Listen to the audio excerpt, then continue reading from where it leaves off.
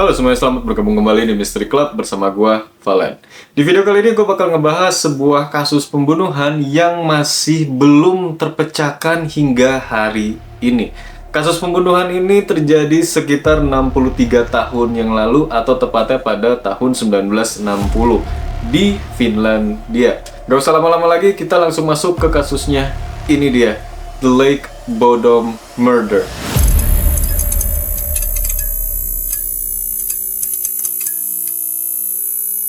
Kejadian ini bermula pada tanggal 5 Juni tahun 1960. Pada sekitar jam 6 pagi, ada sekelompok pemuda yang sedang mengamati burung-burung di sekitaran Lake Bodom. Dan mereka dikejutkan dengan melihat seorang pria berambut pirang berlari dari arah Lake Bodom menuju perhutanan. Mereka di sini merasa ketakutan dan mereka langsung kabur dari daerah tersebut. Namun mereka tidak menghubungi pihak kepolisian sama sekali. Karena merasa ketakutan, mereka lebih memilih untuk menyelamatkan diri terlebih dahulu. Selang beberapa jam kemudian, tepatnya pada jam 11 siang, seorang warga sekitar yang bernama Risto Siren yang biasa melakukan jogging di sekitaran tempat tersebut ialah yang pertama kali menghubungi pihak kepolisian. Pada saat polisi datang ke TKP, polisi melihat sebuah tenda yang diyakini ini milik 4 remaja yang bernama Maila Irmeli Bjorklund dan Anya Tuliki Maki, yang keduanya berusia 15 tahun dengan pacar-pacar mereka yang bernama Seppo Antero Bjosman dan Nils Wilhelm Gustafsson yang berusia 18 tahun. Polisi meyakini kalau keempat remaja tersebut melakukan sebuah perkemahan di sekitaran Lake Bodom pada tanggal 4 Juni tahun 1960. Kondisi TKP yang sudah sangat mengerikan itu menunjukkan kalau Anya dan Seppo sudah meninggal dalam keadaan yang terpotong-potong dan penuh dengan luka tusukan. Dan kedua mayat ini ditemukan di dalam tenda yang sudah rusak dan sobek. Polisi meyakini kalau Anya dan Seppo ini ditikam dari luar bagian tenda. Kemudian di atas tenda tersebut ada jasadnya Maila.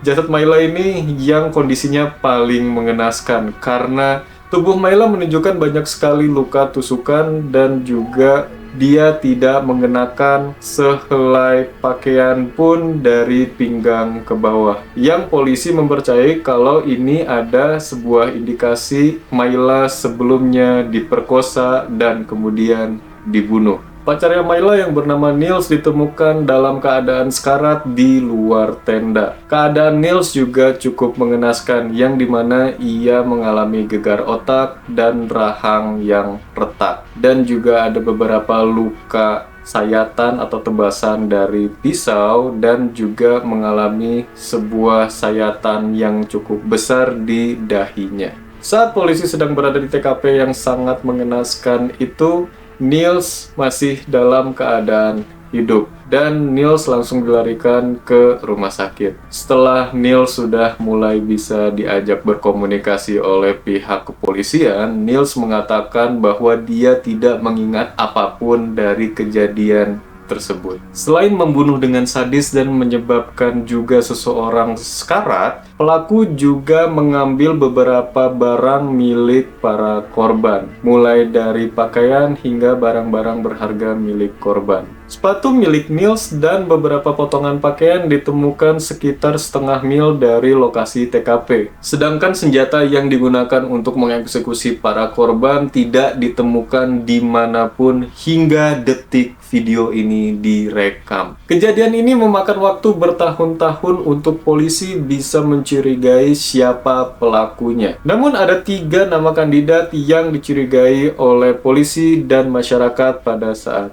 itu. Nama kandidat yang pertama adalah Carl Waldemar Gillstrom, yang dikenal dengan nama Kiosk Man. Pria ini dipercayai dikarenakan ia sangat kasar dan ia juga menjalani sebuah usaha kios di sekitaran TKP atau di sekitaran Lake Bodom. Dan dia sangat membenci para pekemah di sekitaran Lake Bodom. Bahkan saking membencinya dan saking kasarnya Gillstrom, dia seringkali melempari batu kepada anak-anak yang hanya melewati bagian dari depan kios miliknya. Bahkan Gillstrom pernah mengakui telah melakukan pembunuhan di sekitaran Lake Bodom kepada rekannya pada saat mereka sedang dalam pengaruh alkohol atau sedang mabuk berat. Namun polisi menghapus nama Gillstrom dari suspek dalam kasus pembunuhan Lake Bodom dikarenakan istrinya Gillstrom bersaksi kalau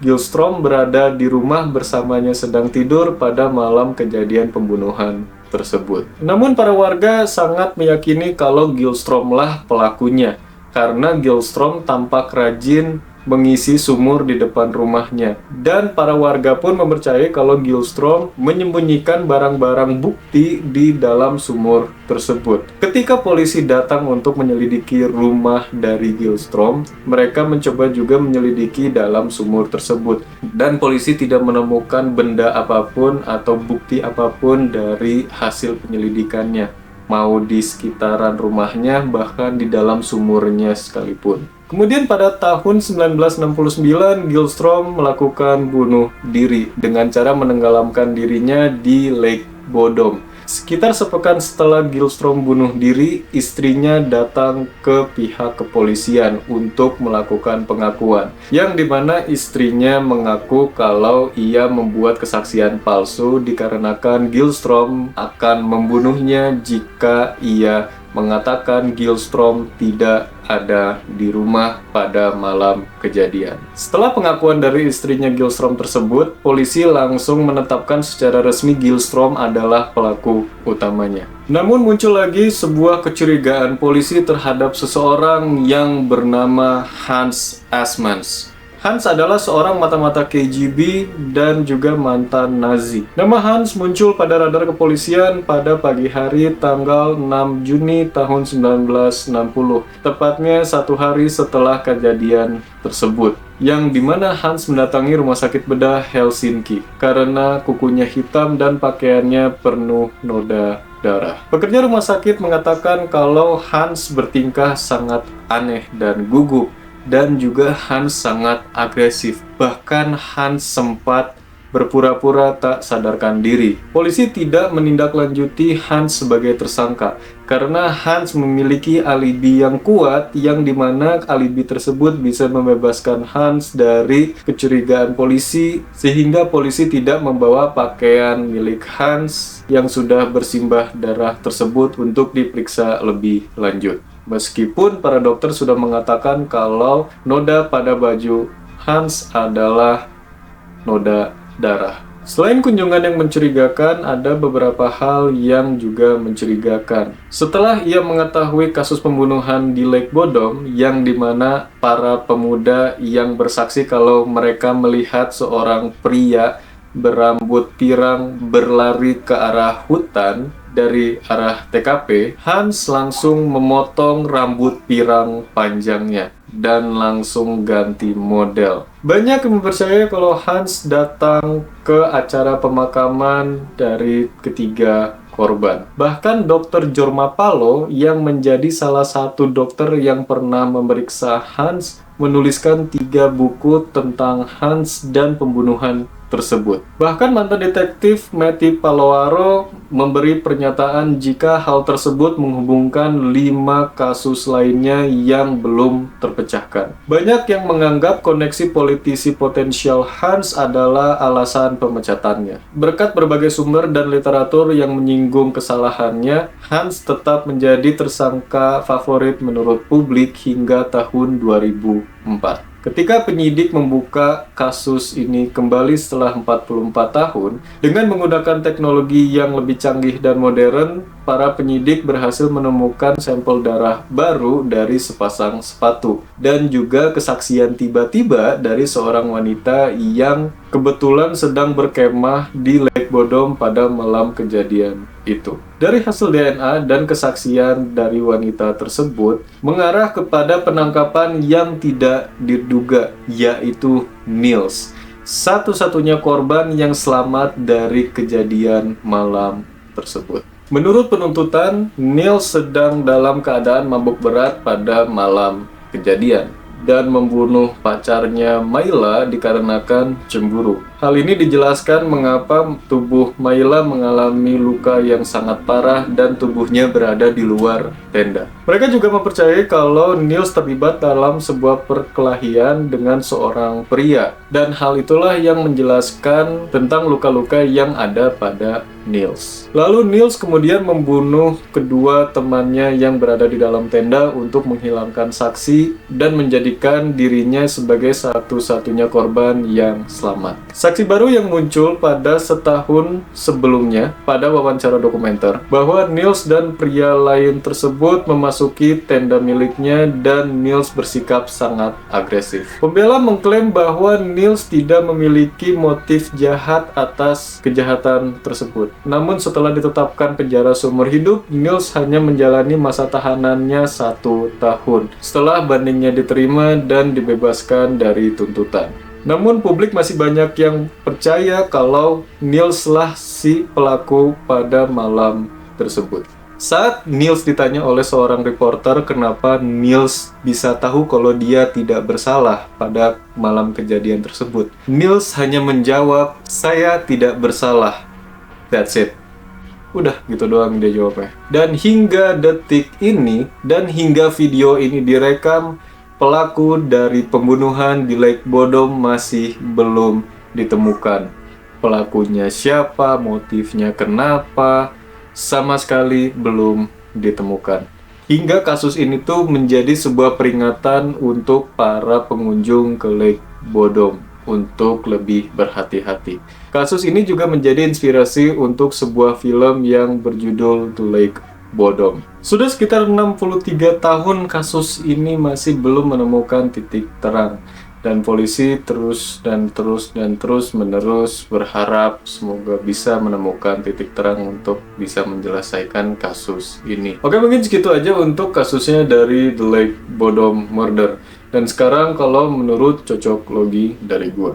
Oke, kalau menurut gue ini salah satu kasus yang menurut gue rada keren ya, karena pelakunya hingga detik ini masih belum terungkap. Dan mungkin saja dari 3 kandidat tersebut ada salah satunya pelakunya. Tapi memang polisi belum punya bukti yang cukup kuat aja untuk menuduh dan menuntut si salah satu dari ketiga orang ini adalah pelakunya. Tapi jadinya 3 orang ini tuh punya ceritanya masing-masing. Kalau menurut gue sih kayak gitu. Kita mulai dari si Gyllström dulu. Si Gyllström atau si Kioskman, ya kita sebutnya Kioskman aja biar gampang ya. Jadi si Kioskman ini kalau menurut gue dia adalah pelaku utamanya. Karena kalau misalnya memang dia ngerasa bukan pelakunya, seharusnya dia nggak perlu ngancem istrinya dengan mengatakan, "Lu harus bilang ke polisi kalau pada malam kejadian gua ada di rumah dan sedang tidur bareng lu." Ya, gue mikirnya gini sih, ngapain dia ngancem istrinya kalau misalnya memang dia nggak ngelakuin satu kesalahan gitu, atau dia mungkin nggak ngebunuh si para korban yang di Lake Bodom ini. Karena yang pertama kan dari ciri-cirinya aja dia itu udah kasar, dia brutal. Terus dia pun nggak suka orang-orang yang berkemah di Lake Bodom. Itu kan maksudnya udah bisa dibilang bukti konkret lah untuk menyalahkan si Gyllström ini ternyata memang pelakunya. Terus untuk yang masalah dia menyembunyikan barang-barang yang hasil curian dia dan senjatanya, nah ini yang menurut gue juga rada pintar. Mungkin dia menyembunyikannya bukan di daerah rumahnya, tapi emang dia bener-bener buang ke entah di mana. Tadi juga gue udah bilang kalau si Gyllström ini pada tahun 1969 dia malah bunuh diri. Tepatnya berarti kan sekitar 9 tahun setelah kejadian kan. Dan kalau yang gue pikirin, kalau emang dia ngerasa nggak bersalah, ya ngapain dia bunuh diri, logikanya kan gitu. Pada intinya sih kalau untuk si Gyllström, menurut gue kayaknya memang dia ini pelakunya, tapi memang polisi cuman belum punya bukti aja untuk menuduh dan mendakwa si Gyllström ini sebagai tersangka utamanya. Terus yang kemudian lanjut ke Hans Assmanns, yang dimana dia ini adalah seorang mata-mata atau spy KGB, dan juga dia mantan Nazi. Ini juga menurut gue rada aneh, karena tiba-tiba aja pas begitu dia lagi diinterogasi sama polisi, polisi langsung mengatakan kalau dia ini bukan tersangka lagi karena dia sudah menyampaikan alibi, sebuah alibi yang dimana alibi ini tuh bisa membebaskan dia dari kecurigaan polisi. Tapi kan sekarang balik lagi, kalau misalnya memang alibi itu ibaratnya memang tidak maksudnya memang gimana ya, alibi itu tuh memang bisa membebaskan dia begitu saja gitu, seharusnya warga-warga dan masyarakat tahu dong apa yang dia katakan, apa yang dia jadikan sebuah alasan. Dan ini kan sama sekali ditutupin sama polisi. Gua udah coba nyari kemana-mana alibinya itu apa yang dikatakan Hans pada pihak kepolisian ini, dan mikirnya kayaknya ini mah ya, Hans itu kan karena dia KGB spy, dia mata-mata nih ya, dia secret agent lah intinya. Karena dia secret agent, pasti pihak kepolisian tahulah apa yang biasa dia lakukan, dan intinya sih apa yang sedang Hans lakukan pada saat kejadian tersebut. Ini yang menurut gue juga sinkron dengan saksi dari para pemuda yang di awal tadi, yang lagi ngamatin burung-burung di sekitaran Lake Bodom, yang dimana mereka ini yang ngelihat pria pirang lari ke arah hutan. What if saksi para pemuda ini yang melihat seorang pria lari ke arah hutan itu, si pria berambut pirang itu adalah si Hans. Tapi Hans itu sedang ibaratnya melakukan pekerjaannya di sekitaran Lake Bodom, tapi bukan mengeksekusi si 3 remaja tersebut. Ngerti nggak?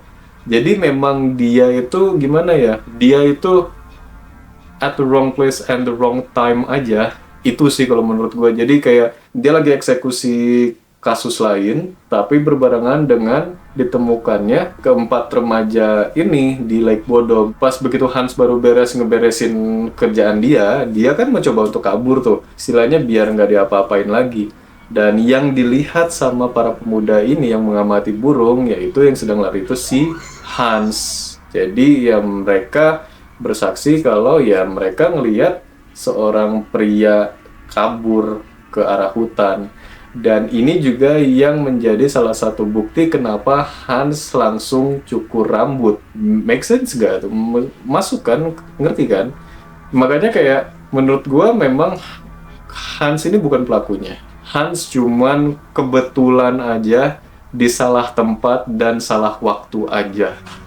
Gitu sih. Dan yang ketiga ada si Niels, atau satu-satunya korban yang selamat dari kejadian naas tersebut. Kalau menurut gue, Niels itu memang bukan pelakunya. Dan kalau misalnya ada pertanyaan kenapa dia ditangkap dan dipenjara, ini berkaitannya dengan pihak kepolisian dari Finland. Ini kemungkinan ya, ini masih teori doang. Sekitar 44 tahun polisi ini mencoba untuk mencari siapa pelakunya dari Lake Bodom Murder. Ketika mereka sudah menemukan titik di mana ternyata para warga dan masyarakat itu mengatakan kalau polisi Finland itu nggak becus. Dan pihak kepolisian Finland kan nggak mau dikatain kalau kita kerjanya nggak becus dan sebagainya. Kita nggak bisa berhasil mencahin kasusnya Lake Bodom nih gitu.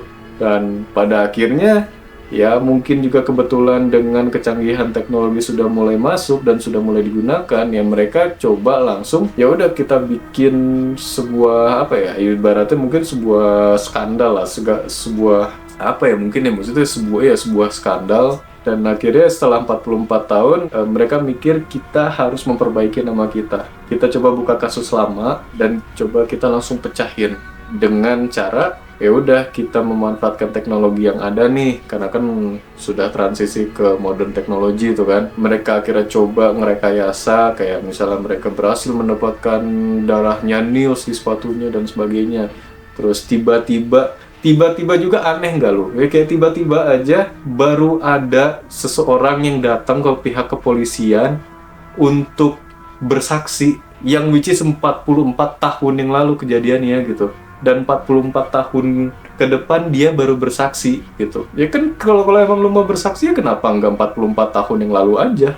Gitu kan logikanya. Dan pas begitu ini udah berjalan, ini lagi digoreng nih sama pihak kepolisian, polisi langsung nangkap si Niels dan ya udah, Niels dimasukin dulu ke penjara.